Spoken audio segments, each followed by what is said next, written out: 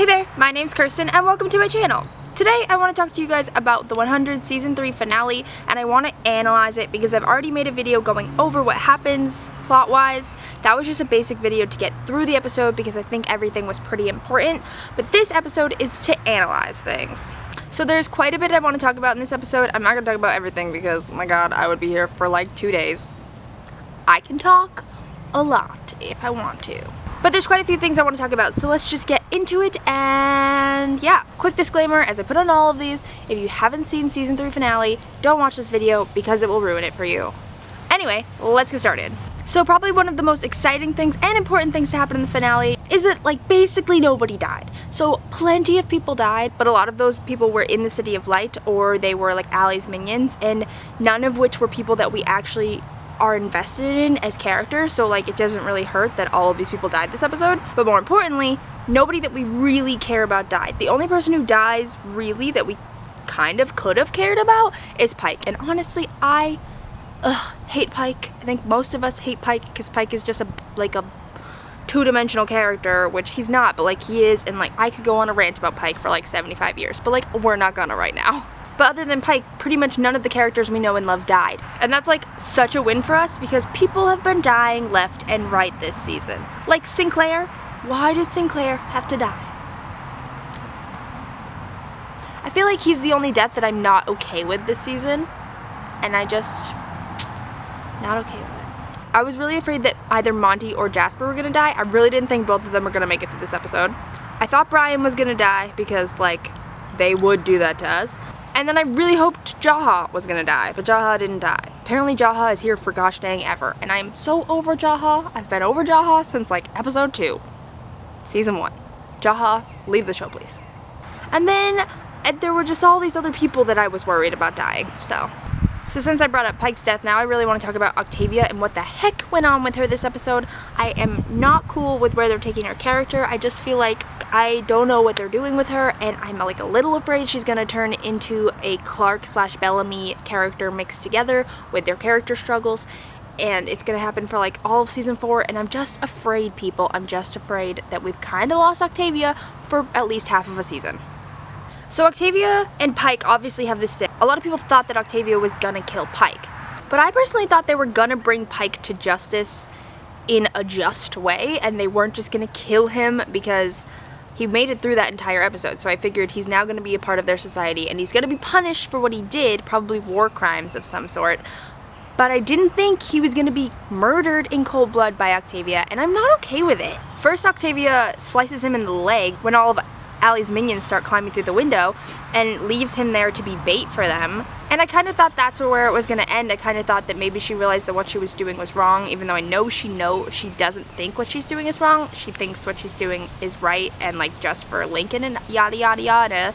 But her murdering Pike in cold blood after Pike saves her, when everything is finally a little bit of like a calm, Allie just was destroyed and everything's kind of like okay, except it's not, but it is, they go and make Octavia murder him in cold blood, and I just wasn't okay with it. I think I lost quite a bit of respect for her character. I have a feeling I'll obviously gain it back the way we gain back respect for Clark, the way we gain back respect for Bellamy, the way we gain back respect for Murphy. I think she's gonna have a redemption arc now, but like honestly I just am not okay with what they did there, and I'm afraid that we're gonna lose her for half a season at least, and I'm just not into it. Okay people, I miss season 2 Octavia.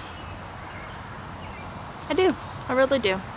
Next we'll talk about Murphy, because Murphy and his redemption arc this season were like one of my favorite storylines. I kind of was slightly obsessed with it. I was real into Murphy coming back full swing, being a good guy, still being his sarcastic, witty self, who like inside is kind of like broody and against everything, but at the same time he's working for the team now and not just working for his own survival, but like kind of working for his own survival because like Murphy is Murphy, you know what I mean? Anyway, I loved Murphy this season. His redemption arc was amazing, and you guys, it was great.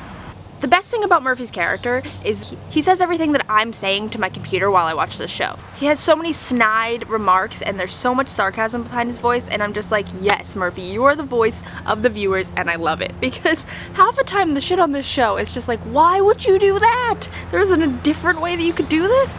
They go for the most ridiculous way to do something, and like Murphy calls them out, and I just love it. It's a great time, and it's awesome. So clearly, I'm a big Murphy fan this season. I really loved it. I also really like that he's getting all these better relationships with people that he once completely ruined relationships with. So like the only person he hasn't really kind of fixed a relationship with so far is Raven, and honestly that would be probably kind of impossible because he's the one who like ruined Raven's body, so. And we can't talk about Murphy without talking about Amori, and Murphy and Amori as a couple, and the cutest couple on the whole show, and you guys, they're my favorite. I love Murphy and Amori so much, they're precious. I really love the way that Amori calls him John, because nobody calls him John, everybody calls him Murphy. So it really shows that their relationship is a whole different level, and I just love it. She's like John, and he's like Amori, and they hug, and it's so cute, and he loves her despite her crab hand, and they're just a great little witty team of, I guess, thieves on the road. But maybe they won't be thieves anymore. I'm gonna assume they're not gonna stay with the 100 Society. Doesn't sound like something they're gonna do. Who knows though, maybe Amori will become their token grounder like Lincoln was. I don't know. I don't know. Hopefully season 4 means a lot more John and Amori, because they are precious and I love them. So here's a few questions that I have about the episode that will never have answers, but like I just have them as questions. So number 1, if everybody who was protecting Clark destroyed all the ways to get up to the top of the tower, so they destroyed the elevator, they destroyed the ladder, and the stairs have been collapsed in so nobody can use those. Cool, nobody can get to you, but how the heck are you all getting back down? Like, did we think this through? Because everybody's gonna be pretty injured, and like, how are you getting back down? We're never gonna know, because that's not something super entertaining that they're gonna show us. But I want to know. I want to know. Another question I have is, how the heck did Kane climb that building so quickly? How did Kane climb so quickly? Like, how is it even possible? It doesn't make any sense to me. Kane grew up in space, 1, lived his whole life in space. Since he's been on the ground, he's done plenty of hiking. I highly doubt he's done plenty of rock climbing or scaling of buildings. I think this was his first time doing it, honestly. So how did he have the strength / stamina, even as an ally minion, to climb this building so quickly? Like, honestly, you need some serious skill in order to scale this building so quickly. It's just, he climbed way too quickly, and it's a question I have that'll never have an answer, because the only real answer is they wanted Kane in the window next, and they showed him climbing after a lot of people started, but like, it just doesn't make sense to me how Kane would surpass all of those other people climbing a building. And then just another random question that I have is, when Allie died and everybody woke up, you know, what happened to all the people that were climbing the building? Because there were definitely still people climbing the side of the building in Paulus. So like, when they came back to it, did they just fall off the side of the building? Or were there just a bunch of people scared and clinging to the side of this tower? I just want to know. The things I want to know that I'll never know the answer to, this is one of them. So another thing I really wanted to talk about were all the tie-ins of Mount Weather to this episode. So it was kind of like we dropped the Mount Weather storyline this season when Mount Weather exploded. Pretty much the only thing that was left of it was Emerson, and then Emerson died recently, so Mount Weather was kind of out of the way. It kind of phased out.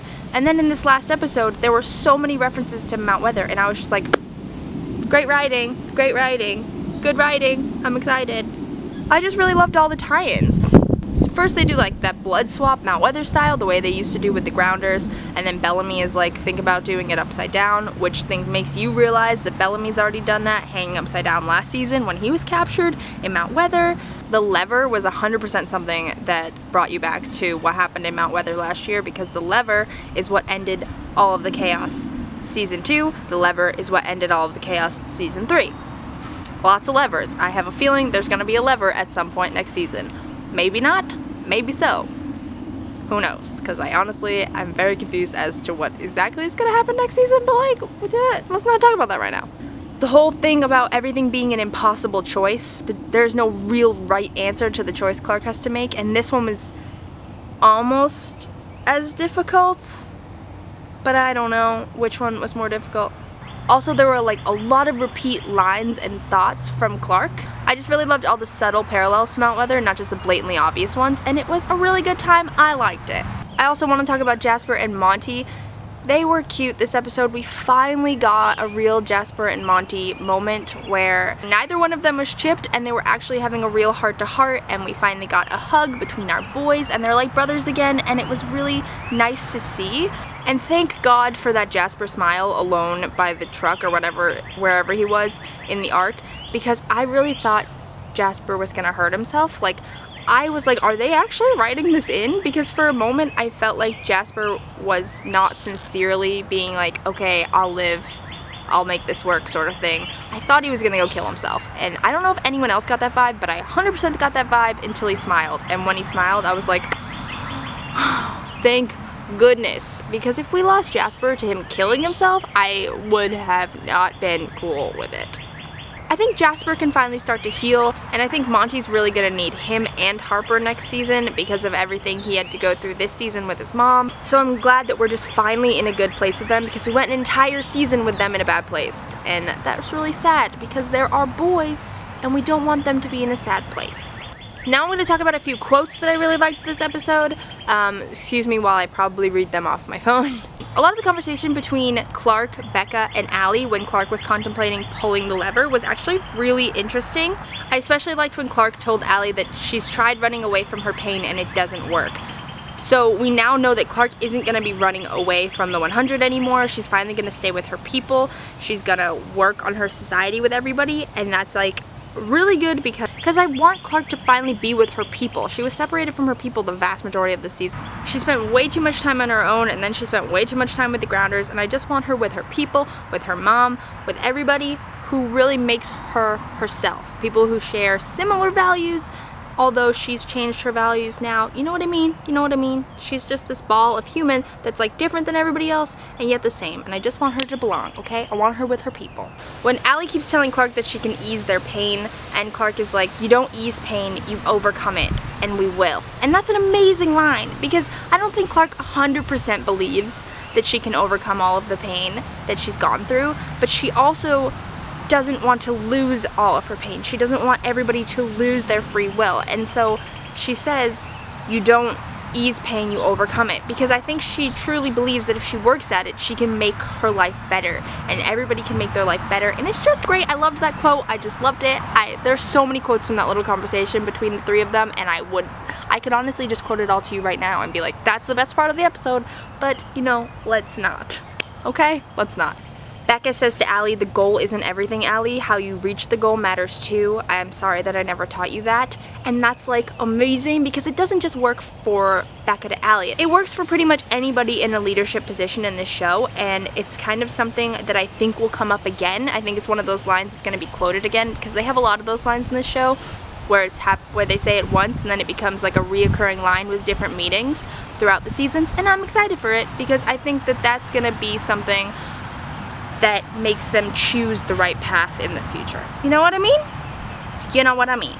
So then there's that whole section where Bellamy is talking to Octavia, and then Bellamy is talking to Pike, and I think that that's a really important section to see inside of Bellamy and where he is now, because like we can think about like where Bellamy is based on what we've seen, but we don't really know what that character is thinking internally, especially Bellamy, because there's so much like self-doubt inside of Bellamy. So it's kind of hard to read Bellamy because like I personally believe in Bellamy as a character. I kind of see Bellamy through Clark's eyes, so a lot of me believes in Bellamy and thinks that in the end he'll do the right thing and everything like that, but Bellamy doesn't 100% believe in himself all the time, so it's really nice to see and hear Bellamy's reflections on himself verbalized, and I really liked his conversation between Octavia and then his conversation with Pike. So let's talk a little bit about that.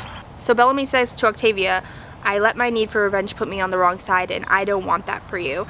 And that's a really touching line to me because, one, we see that Bellamy knows he was in the wrong, and he knows why he was in the wrong. And he sees that Octavia is going to do something that's going to put her in the wrong no matter how right she thinks it is, which, spoiler alert, she does it, so this little conversation doesn't help very much. But I really liked that he was trying to be her brother again. He was trying to be someone looking out for her, because we haven't had a lot of that this season, and I just really liked it because it helped in so many situations of the show. And then Pike tries to tell Bellamy that Bellamy wasn't on the wrong side, that killing all those grounders was a good thing, that when Lexa died, all of those grounders at their doorstep would have murdered them all, which I don't think is true at all, because they would have been on good terms if they never killed those people, because they would have been the 13th clan, and the next commander would have accepted that. And you know, Pike is just wrong on so many levels a lot of the time, because Pike thinks he's right all of the time. But anyway, yeah, Pike is delusional, and he tries to tell Bellamy that what he did wasn't wrong, and following Pike wasn't the wrong thing to do. And then Bellamy says, like, my favorite line of the entire episode, which is just because Bellamy's my favorite character. But Bellamy says this: I wanted to see things like you. I needed that. To think that they were bad and we were good. I don't know what I believe anymore. I just know that I have to live with what I've done. And oh my god, guys, favorite. We're seeing inside my favorite character, and guys, I just love it so much. If you've made it this far in this video, I want to know your opinions on Bellamy, because I think everybody has a different opinion on him at this point, depending on how much you liked Grounders, depending on if you like Pike, if you believe in any of these things, because everybody has a different view, which I think is a really cool part about watching this show and interacting with other people who watch this show, is nobody sees this show the same, except for there's a big group of people who hate the show now because Lexa died, and that's different. That's 100% different. But like people who just watch the show for the show itself, nobody sees it the same, and I really want to know what everybody thinks about Bellamy. He's my favorite character, and I really like the fact that they gave him this redemption arc after they let him fall into this hole of self-pity and doing all the wrong things, and I just want to know how you feel about that quote, how you feel about Bellamy this episode, and yeah, pretty much how you feel about anything, just let me know down below, but I just want to talk about Bellamy, so.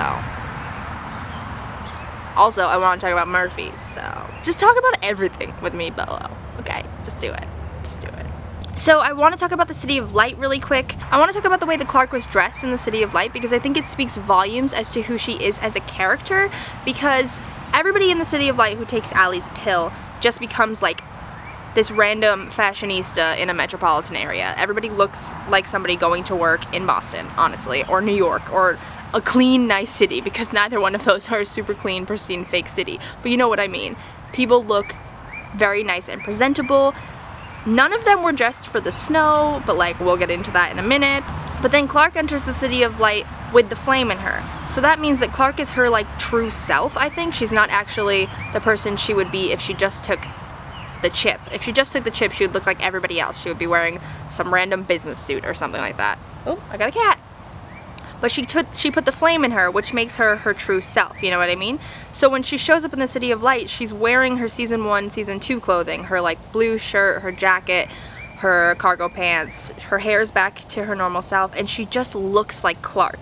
And I think that speaks volumes as to who Clark really is on the inside, because this whole season, well, a good portion of this whole season? I'm not sure. And Clark has been wearing Grounder clothing.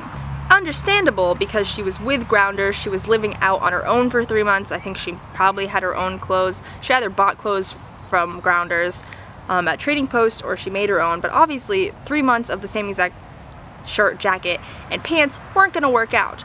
So eventually she transitioned into Grounder clothing, and then it made sense because she was with Grounders, she was wearing their clothing. I was never into it, but it made sense.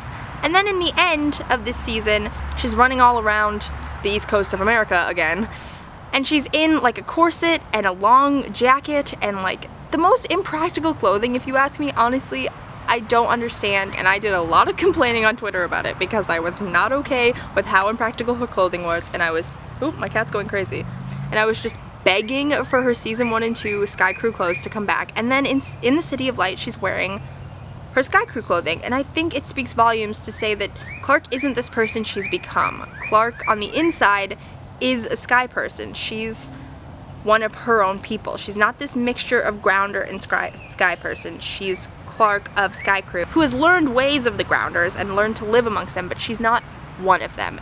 That's personally what I got from her outfit. I was very glad about it. And then something else to back up this claim that I'm making is that Lexa shows up in the City of Light, and she's full-on 100% warrior Lexa. She's not just like plain old everyday Lexa. She is like fierce, who she truly is on the inside Lexa. And so that kind of helps with my point that we can see who Clark truly is on the inside when she's in the City of Light, especially based on how we saw Lexa. So I just am so excited, and I hope that means we're gonna get a Sky Crew Clark back, because I want Clark to look like Clark. And I know that's a stupid thing to say watching the show. I know that has very little to do with many things, but I just want Clark to look like Clark, okay guys? I miss it. I want her to look like her people and wear practical clothing so I can stop complaining about her corset, okay? Corsets make no sense, okay? I don't know why the Grinders would even make them. It makes no sense.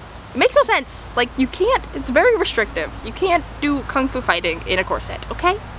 Another random question I have is, why is it snowing in the City of Light? Is it snowing in the City of Light just because they were filming this in Toronto / wherever they film in Canada? I'm not Canadian, so I don't know. But they were filming this in January or something, right? Because they were filming it when the season started, I think?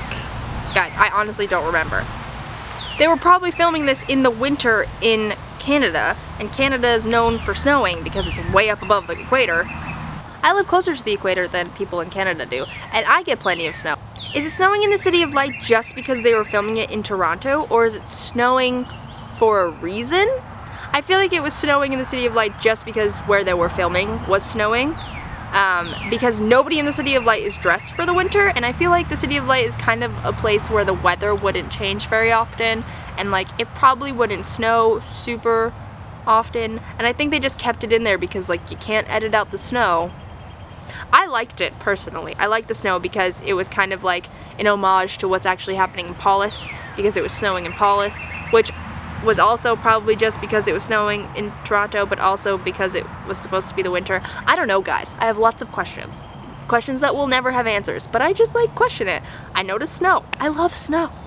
So I was going to end this video talking about what I think is going to happen in season 4, but I feel like this is probably an extremely long video, so I'm not going to talk about that now. I might make an entire video on my predictions for season 4. In the future, I will probably also make an entire video on what's happening with the Flame, in my opinion. Anyway, I'm gonna go. If you guys have any opinions on anything that I've said, or you just want to talk about the episode, leave some comments down below. If you know anybody who actually analyzes the show in video form, I read a lot of reviews that people analyze the show, but if you know anybody who analyzes it in video form, leave a name to their channel or something down below, tweet me a link, something like that. Anyway, I'm gonna go. See you guys in the soon future? I don't know. Okay, love you, bye. A tiny car with a large canoe just drove by, and I don't understand. I don't understand. It was longer than the car. What the baby doing? What? I got a baby! You smell like plants. Why do you smell like plants?